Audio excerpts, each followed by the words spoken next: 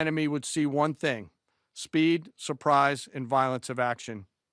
The first movers were U.S. Cybercom and U.S. Spacecom, layering non kinetic effects, disrupting and degrading and blinding Iran's ability to see, communicate, and respond.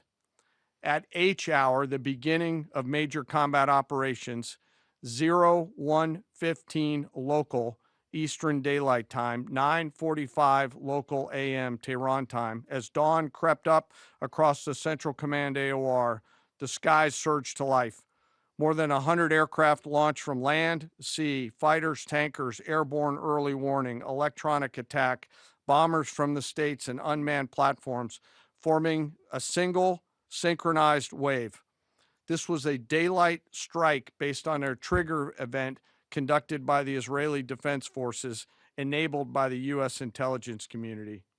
The first shooters at sea were Tomahawks unleashed by the United States Navy, closed in on Iranian naval forces, and began to conduct strikes across the southern flank in Iran. On the ground, forces fired precision standoff weapons, measured, deliberate, precise, and lethal. This was a massive, overwhelming attack across all domains of warfare, striking more than 1,000 targets in the first 24 hours. We are now roughly 57 hours into the operation. In the initial phase, CENTCOM's focus was systematic targeting of Iranians' command and control infrastructure, naval forces, ballistic missile sites, and intelligence infrastructure designed to daze and confuse them. Coordinated space and cyber operations effectively disrupted communications and sensor networks across the area of responsibility, leaving the adversary without the ability to see, coordinate, or respond effectively.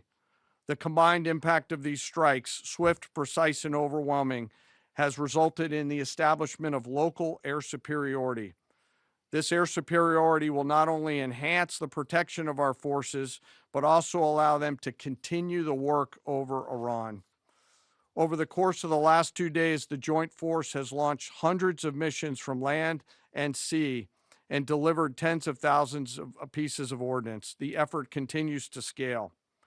This included American B-2 bombers, which again, similar to Midnight Hammer, flew a 37-hour round-trip sortie from the continental United States, dropping precision, penetrating munitions on Iranian underground facilities across the southern flank and slightly deeper.